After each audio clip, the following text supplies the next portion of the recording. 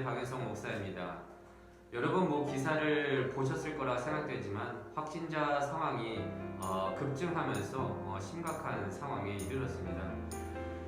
여러분 그리스도인으로서 정말 이 땅의 회복을 위해서 그리고 이 땅 가운데서 살아가고 있는 이 영혼들을 위해서 합심하며 기도해야 할 때라고 생각합니다. 나의 안위뿐만이 아니라 정말 하나님께 하루빨리 이 코로나가 종식될 수 있도록 저희들 한마음으로 이 땅을 위해서 함께 기도합시다. 오늘 묵상할 본문은요, 다니엘서 5장 13절에서 23절까지의 말씀인데요. 오늘은 22절 한 구절을 봉독하고 함께 묵상하도록 하겠습니다. 벨사살이여, 왕은 그의 아들이 되어서 이것을 다 알고도 아직도 마음을 낮추지 아니하고, 손가락으로 쓰인 글 때문에 법이 나던 벨사살은 그의 왕비의 추천으로 이전 느부갓네살 때 지식과 총명으로 그의 꿈을 해석했던 다니엘을 왕 앞으로 불러들였습니다. 그리고 바로 벨사살은요, 다니엘에게 이 꿈을 해석할 수 있다면 이 나라의 셋째 통치자 되는 권세와 그리고 자주세국과 금사슬을, 그러니까 왕의 예물을 너에게 선물로 주겠다고 말하였습니다. 하지만 다니엘은 17절에서와 같이 이렇게 말을 합니다. 다니엘이 왕에게 대답하여 이르되, 왕의 예물은 왕이 친히 가지시며 왕의 상급은 다른 사람에게 주옵소서. 그럴지라도 내가 왕을 위하여 이 글을 읽으며 그 해석을 아뢰리이다. 그러니까 다니엘은 하나님의 일을 개인적 이익을 위해 어떤 대가를 받고 하는 것이 아님을 말한 것입니다. 말씀을 해석하는 자로서 그 무엇보다도 하나님의 영광을 우선시했다는 것이죠. 여러분, 세상에서는요, 관계를 맺을 때 기브앤테이크는 상당히 자연스러운 것입니다. 하지만 하나님의 일은 기본적으로 기브앤테이크가 아닙니다. 하나님의 사랑은 대가를 바라지 않는 일방적인 사랑이고요. 그 하나님을 믿고 말씀을 따르는 자로서 우리도 그렇게 하고자 하는 사람들입니다. 하지만 세상에서의 관계의 모습들이 여전히 몸에 남아있기 때문에 동역자들과 하나님의 일을 할 때에도, 심지어 하나님께 기도하며 바랄 때에도 기브앤테이크의 모습으로 살아갈 때가 얼마나 많습니까? 그런데 여러분 생각해 보세요. 사람들과의 관계는 그렇다 치더라도 하나님과의 관계에서까지 기브앤테이크를 추구한다면 우리는 받은 거에 비해 워낙 준 것이 미약하기 때문에 애초에 기브앤테이크가 성립되지 않습니다. 그냥 하나님께 고집 부리는 것밖에 되지 않는 것이죠. 그래서 여러분, 하나님 앞에서는요, 겸손하게 감사만 할 뿐입니다. 여러분, 너무 하나님 앞에서 떼쓰지 마세요. 한편 다니엘은 꿈의 해석에 앞서서 이전 느부갓네살의 이야기를 해줍니다. 그 요점은 모든 권세를 하나님께서 주셨고 이 세상의 통치자는 하나님이라는 것입니다.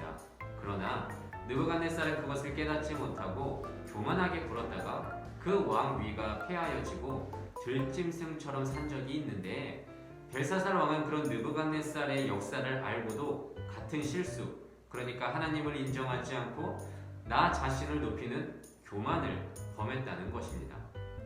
역사를 알아야 하는 것은 같은 실수를 반복하지 않기 위함입니다. 과거와의 끊임없는 대화를 통해서 더 나은 현재를 살기 위함이죠. 신앙에서는요, 나의 역사를 돌아보고 지금을 살피는 것을 회개라고 합니다. 그래서 신앙에서 회개가 없는 자는 결코 현재를 바르게 살 수 없습니다. 바로 설 수 없다는 거죠. 여러분들은 어떠십니까? 삶 속에서 나의 뒤를 돌아보며 그 역사를 통해서 기도함으로 현재를 살아가고 있습니까? 아니면 앞만 보며 달려가고 있습니까? 실제 그리스도인 중에는요, 자신의 잘못을 인정하지 못하고 또 인정하기 싫어하는 사람들이 많이 있습니다.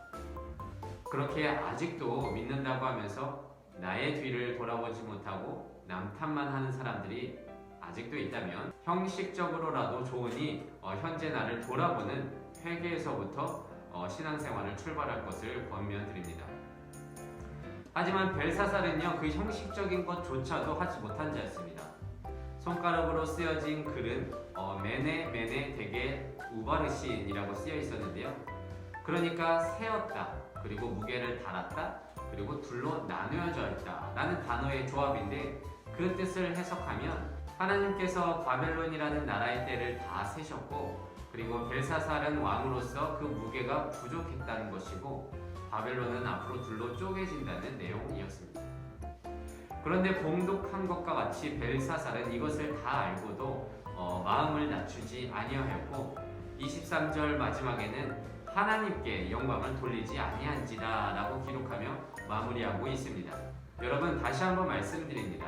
나의 역사를 돌아보고 회개하는 자만이 하나님과 바른 관계를 맺을 수 있습니다. 그래서 신앙 속에서 끊임없이 나의 뒤를 돌이키는 습관을 평소에 들이기를 진심으로 권면드립니다. 오늘은 이렇게 기도하길 원합니다. 하나님, 우리도 벨사살처럼 역사를 돌아보지 못하고 자신을 높이고 있지는 않은지요.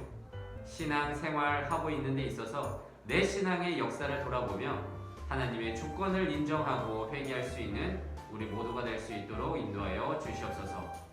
오늘도 이 말씀을 하루 동안 묵상하면서 나의 뒤를 끊임없이 돌아볼 수 있는 우리 모두가 되시기를 진심으로 소망합니다.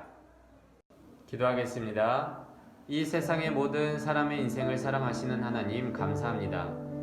벨사살은 이전 느부갓네살의 교만의 역사를 반복하였지만 끝까지 회개치 않아 그 왕권이 끝나게 됨을 보게 됩니다. 하나님, 우리 또한 내 신앙의 역사를 돌아보지 않고 남탓만 하거나 앞만 보며 살아갈 때가 있는데, 정말 통회하는 심령으로 회개하며 주의 통치를 인정하며 살아갈 수 있는, 겸손하게 살아갈 수 있는 우리 되게 하여 주시옵소서. 감사드리며 이 모든 말씀 예수님의 이름으로 기도드립니다. 아멘.